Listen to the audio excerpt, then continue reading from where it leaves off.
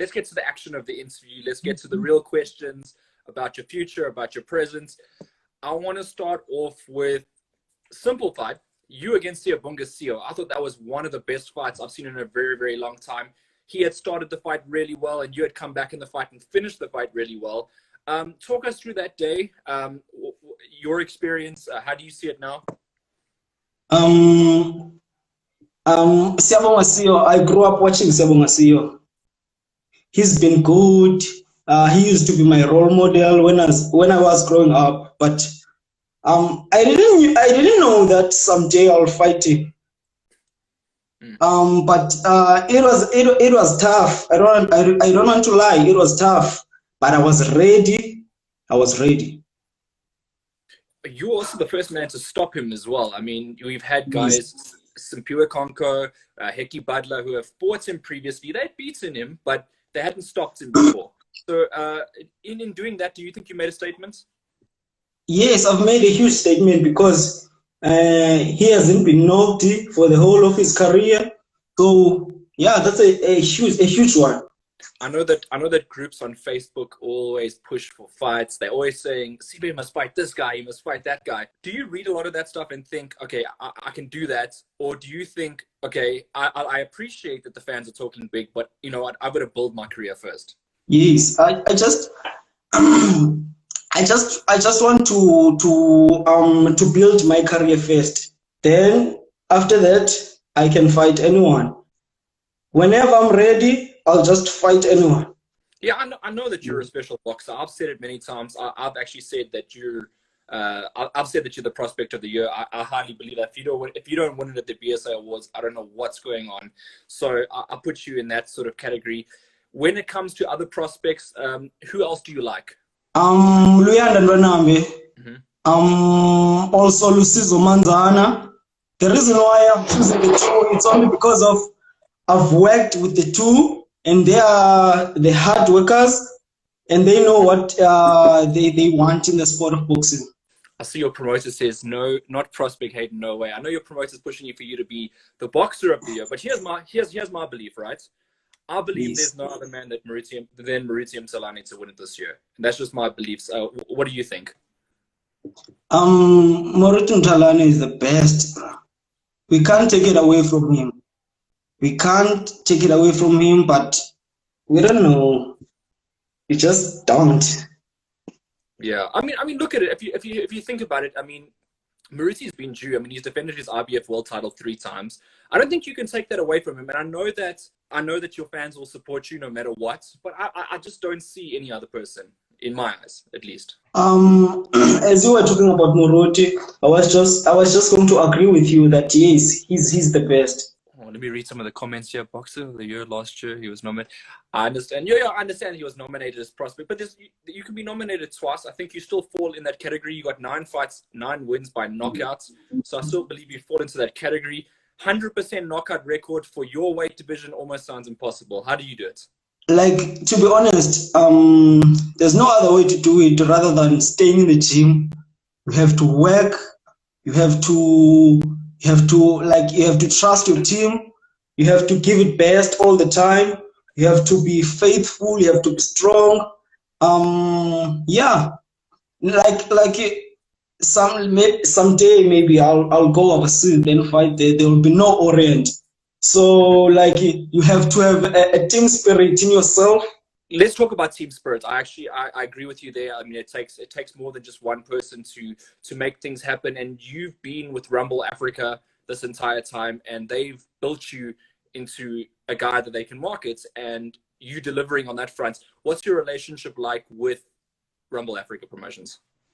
We have a good, perfect relationship between me and Rumble Africa Promotions. Like, we communicating each and every time. Whenever there's a fight, they asking me that are you ready? Then yes. For an international fight, then I'll just tell him yes. I'll just tell them yes, I'm ready for the fight. So it's just a perfect combination. You're number 5 in the IBF now, I believe, is the last time I checked. I don't know if it's changed or not, but being that high up, I mean, is that something that you wanted so early in your career? Yes, Yes. Being there for me, it's more like a dream come true. I've been working hard so that I can get there, so that I can fight with a champion. So like everything I do, it's only because of I want to fight the champion. Well, let's put it this way, right? Your career path is looking very, very similar to a guy in the same promotion as you, Azinga Fuzile. It's looking very, very likely that you're following in his footsteps. Do you respect him and like him as a boxer? Yes, I grew up with Azinga. Azinga was my best friend. We used to go to school together. We were boxers, but we were playing soccer at school. So I respect him a lot. We've been going to other provinces for the national games. We've been together. It's been a long time together with Azinga Fuzile. A lot of people in the media and a lot of people on Facebook make fun of Azinga Fuzile for his knockout, but surely he's world class. Yeah, I fully agree with that. Azinga is a world class material. Like there's nothing that's going to change. Boxing, at the end of the day, is just a win or lose. It's a game, so anything can happen. How seriously do you take boxing? Do you live and breathe boxing, or is boxing just there? I love boxing. It's been years. I started boxing when I was, I think, 10 to take it serious. Yeah, all the time I've been practicing. I've been watching a good boxers. I've been trying new things. So yeah, boxing is it's my life. Let me put it that way. It's my life. Well, that's the way you should live it, and stay in the gym and just keep focused. And I'm sure if you keep doing that, you're going to be a world champion. And that's the next step I want to take. I want to go along the path. As I mentioned before earlier in the interview, IBF number 5. There's another South African fighting for the IBF world title in your weight division really, really soon. Have you been following the career of Deejay Kriel? I've watched some of the fights. I remember Deejay Kriel fought Xolisa Makusha. I've watched the fight. Tembani Okolo, Ndulani. I've been watching Deejay Kriel. So there's no problem. If the fight happens. Yeah, he's currently based in the USA now. So I'm guessing what will happen is potentially either he comes down to the Orient Theatre if he does become the world champion. I don't see you guys fighting if he doesn't become the world champion, for example. But if he does become the world champion, he either comes to the Orient Theatre or you go to Las Vegas, and that's another part of the journey which could be exciting for you, going overseas and fighting. Yes, I would like to go to Las Vegas. Yes, I would like to go.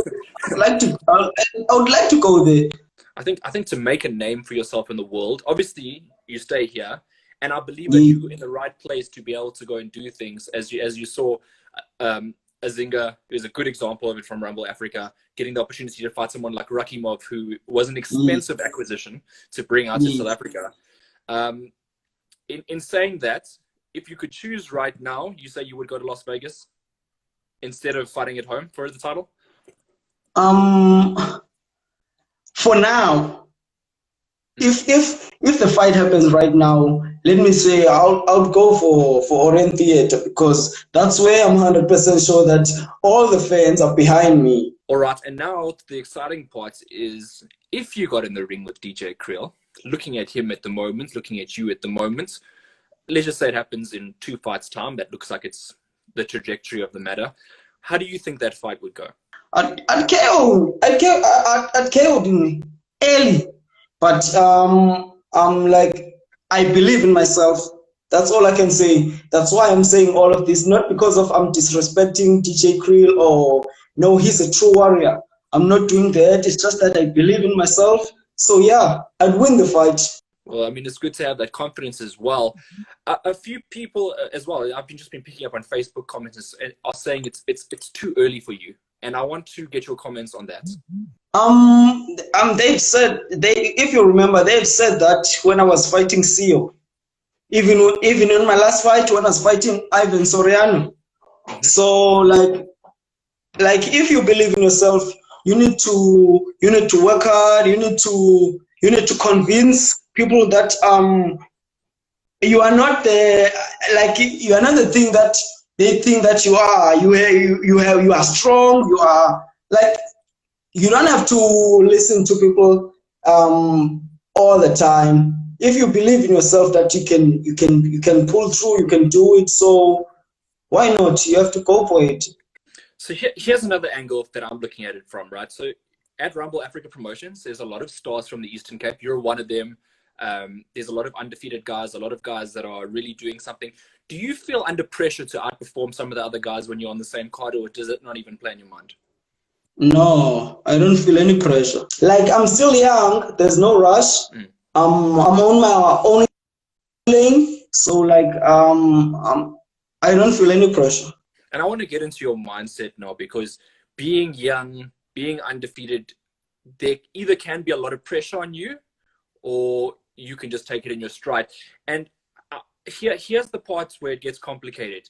The first time that you don't knock someone out, people will start judging you, and they'll be starting. How are you prepared for that to come? I'm 100% prepared for that. Look, like if you remember when I was fighting C, I was just outboxing him. So like I'm ready for that. I'm like when I fight, I don't go for a knockout. It just happens.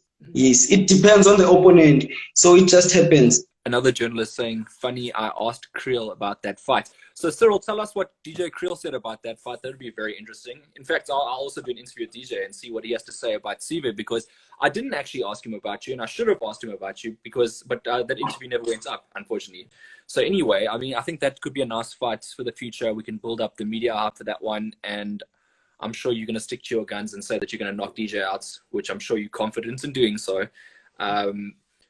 Do you okay, so here's an interesting question. So because you said CO was, well, probably your biggest fight, CO being your biggest fight in terms of pressure, obviously CO was still in the middle of his career. The fight against DJ, do you think it would be a harder fight? I know it's going to be if it is a fight, it's going to be a world title fight. I'm not saying in terms of pressure will it be harder, but do you think the skills that DJ is a better fighter than Sive Nontshinga?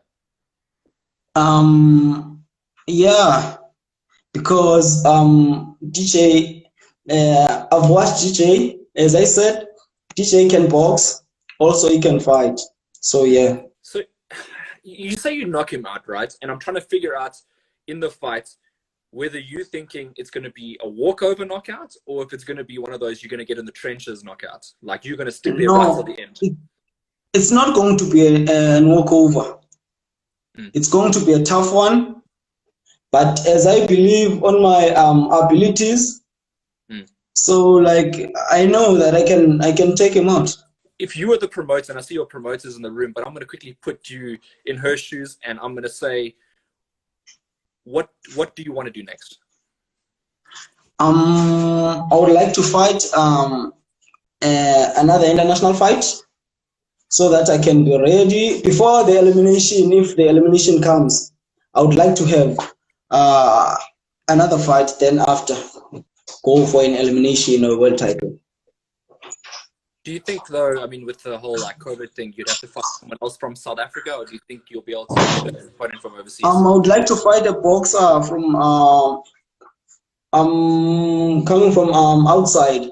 Yeah. Maybe like Tetsuya Hisada. So I mean, if you're looking at that, then I'm probably right when I say one more fight, an elimination fight, and then a world title fight. Wow, this happens also soon, eh? The Eastern Cape really pushed their boxers hard, I must say.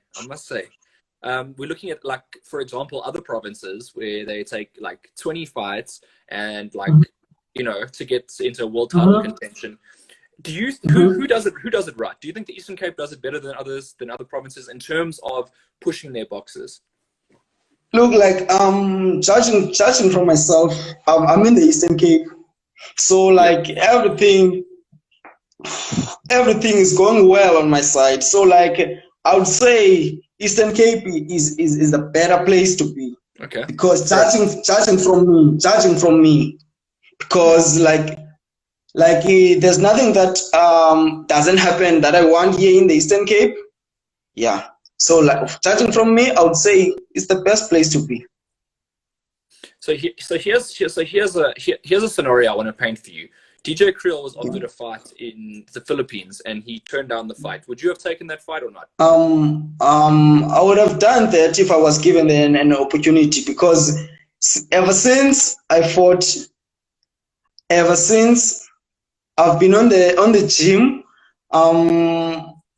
at least on myself, I've got 60% of fitness. That's all I can say. So maybe I would have taken it, surely. I'm seeing a lot of chats are happening in the comment section, so it looks like you've stirred up quite. Everyone wants to know what's going to be said on the boxing. Just reading the comment section, seeing what's happening here, because Tools and Bengi is also saying he wants to know. Cyril's not telling him what's happening. Is there anything about boxing that worries you? That worries me? Yeah. The only thing that worries me right now is only because of we're not fighting. This pandemic, it's taken over. So that's the only thing that I'm wondering right now, because there are boxers that solely depends on the passes. So yeah, that's the only thing that I'm worried about right now. Here's an interesting question, because I know that like in Johannesburg, boxers find it maybe a little bit easier to gain sponsorship. I see in the Eastern Cape maybe it's a little bit harder, because whenever I see Eastern Cape fight shorts, it isn't like listed with sponsors. How have you found it? No, it's not easy at all. But you need to have a team. You need to have a strong team. You can't do everything like alone. You have to have you have a manager, you have a trainer, you have a. So you need to have a strong team so that they can go out there, and show and find sponsors for you, and fight for you. So yeah, I just got myself a strong team. So like they are doing each and everything so that I can be good. I see in the comment section there, apparently Deejay Kriel says he wants to fight you. So now, thinking about that, saying he wants to fight you, I think you become a big deal now.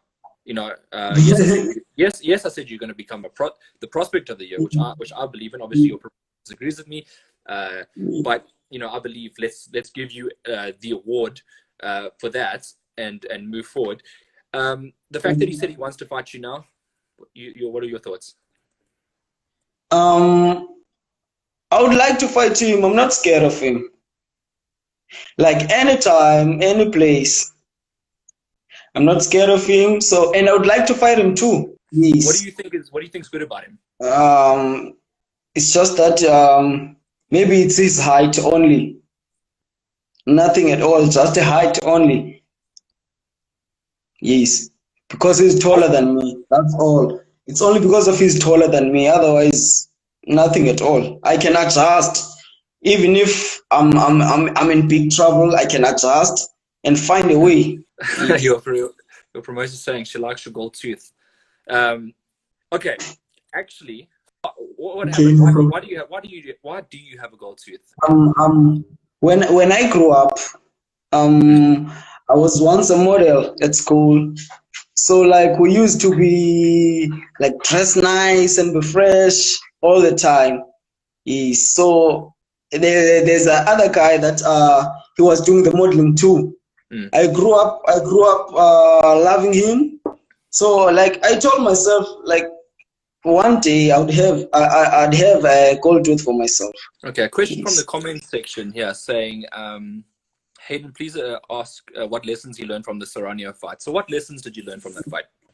Well, I've learned that on the international stages, it's tough. You need to prepare yourself. You need to be strong. You need to be able to take as much as you give. Yes, that's what I've learned. And after that fight, I told myself that I'm going straight to the gym. I'm no longer going to take a long break, maybe 4 weeks, or I just told myself, hey, let me go to the gym. because I've seen that it's very hard there. Shout out to the Infeld twins who have joined us. One of the people that are on board with SA Boxing Talk as well. Heki Butler and Simpiwe Konko. Those are the two names. Do you have any? Want to fight them, or do you just want to leave them alone and build your own career? I haven't thought Simpiwe Konko, because we know that this is boxing, but he's been my older brother for many years. We've been chatting on Facebook. Whenever I prepare a fight, I'll just talk to him and he'll tell me that, hey, you need to be careful here and there. But Heki, I grew up like watching Heki. He was the best. He was the best for the past 10 years. But yeah, I just told myself that now I'm a pro. I just want to fight Heki. Wow. I want to fight Heki because like I grew up watching Heki, and I knew that I can beat this guy. He's been I'm not trying to say anything, but yeah. I've watched most of his fight. I've been saying that I would like to fight this guy. This guy will never beat me at all. Wow, you're very confident, and obviously Heki Bud is a legend of the game. But obviously you got to have the confidence. Respect that. Your promoter is saying, okay, Yanga Sakibo. We would love to have Yanga Sakibo on the show as well, of course. I want to do one thing now. I want to open up the questions to the fans, the people that are on the chats. I want them to be able to ask you some questions. Some of them have waited, and I've been seeing the comments coming through all night. So I'm going to quickly throw some of them towards you. Had the fights? Oh, okay, yeah, there. You would have read this last one here. I think you can answer that question. Please. How would you have done against him? If you remember, before fighting Soriano, I was training for Tyirha. Hey man, I was super fit. I was super fit, and you have to be confident. I knew that fighting. I've fought with Tyirha on amateur rankings twice, and he's good, but he never won. He never made it against me. So like at pro, I knew that this fight is going to happen. So I was prepared spiritually, mentally, physically. And it would have been a walk in the park. It would have been a walk in the park. That's all I can say. I would have knocked him out. That's why on Soriana I came out smoking. Yeah. Because like Tyirha wouldn't even stand a chance. You know what? You actually, funny enough, I see Tools and Benge in the comments, and he speaks just like you. He's very confident in himself. He also, I think for like 12 straight fights, I think Tools and Benge had knocked out everyone that stepped in front of him. So that's another guy that you probably looked up to when you were a bit younger. Would he won a Commonwealth bronze medal? So I mean, he did very well as well in his career. So do you think a fight like that could still happen, or do you think it's sorry? The fight between me and Tyirha. Is it over? You can't, like, you're too far ahead now? I'm just over him right now. I'm looking straight to the big guns. Another veteran name is Nkosi Joy. What do you think about him? Nkosi Joy, I've been working with him, I think 3 years. I've been sparring with him. I've been doing anything. I remember when he was fighting Tyirha, he was my sparring partner. Oh, wow. And I had, sorry? I said, no, I'm saying, wow, that's good. Yes, he was my sparring partner. So like fighting him, I'm not scared of Joy either. Like anyone in my division, anyone, I'm not scared. So for you, it's not personal. It's just business. Like you get in the ring, you fight whoever. Yes. It's just business. It's no longer. It's not even personal. I just get in the ring, then fight with the guy, then it's just a game. It's over. It's over. How did you do as an amateur? What was your amateur? I don't know. Maybe you had too many fights you can't remember. But how many fights did you have as an amateur? My fights 377, what? And then I've lost 20. There's a lot of fights. Yes. Wow. Like like at amateur rankings, you fight each and every weekend, every Saturday you have a fight. Every Saturday you have a fight. That's why you easily grow. Wow, Yes, yeah. because again. I don't think amateurs are going to be able to get that many fights ever again. I mean, if I look at the amateur systems now, guys are hardly fighting. I mean, apart from Corona, guys are like, I see some guys have 4 fights and they jump into the championships. Like, it's crazy. Yes. Yeah, that's how they operate these days. But you need to like when on amateur, you need to like, you don't have to be fit if your mind is flexible, because it's only 3 rounds. On that 3 rounds, you have 3 minutes, 3 minutes, 3 minutes, or 2 minutes, 2 minutes, 2 minutes. It depends. So you just have to be quick, have a quick thinking, quick hands, quick movement, everything. You need to be quick. Yeah, Tools and Finger agrees with what you're just saying there. Every weekend there was a fight. A question as well asked, excluding yourself, who are the best 5 boxers in South Africa? Mm-hmm. Excluding myself, Yeah, who are the best boxers in South Africa? best 5. Okay, my firstly, I'll go for Morut. Excluding myself, if you said including myself, I would just said I'm number 1. But now I'm excluding myself. So my number 1 is Morut Mtalane. Mm-hmm. The second one, it's Azinga Fuzile.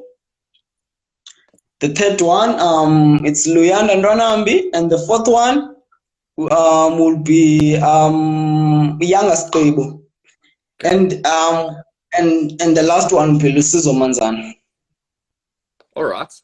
And someone's asking there as well, why didn't you take the Olympic path? No, like I've never even fought as a senior. I was doing grade 12, so I decided to let me take a break. Then after the following year, I think the year 2017, I just told myself, no, man. The amateurs are also not wearing head guards. That's the thing. I just said to my father, like, my father, no. If you see that the amateurs are no longer wearing head guards, so I'd rather be been hit on the face and get paid. I can't have a cut. When I have a cut, how am I going to pay the doctor? Yeah, you're right. So that's what I've told myself. Okay, yeah, let me turn pro. Let me be a pro. There's comments saying that you had a great list, but you left out Zolani Tete. That's what they're saying there. Mm-hmm. Tete, obviously one of the greats in South Africa in more recent times. World champion, recently lost his belts overseas. Crazy, man. Okay, what's your last message for the South African supporters out there? Okay, all I can say is they must keep on. I would like them to keep on supporting us, because there are boxers that they don't have anything back at home, so they need their support. And also, we'll just keep working hard so that they can get satisfied each and every tournament that they go to. Thank you for your time too. It means a lot to me. I appreciate it. Thank you very much. We'll catch up soon.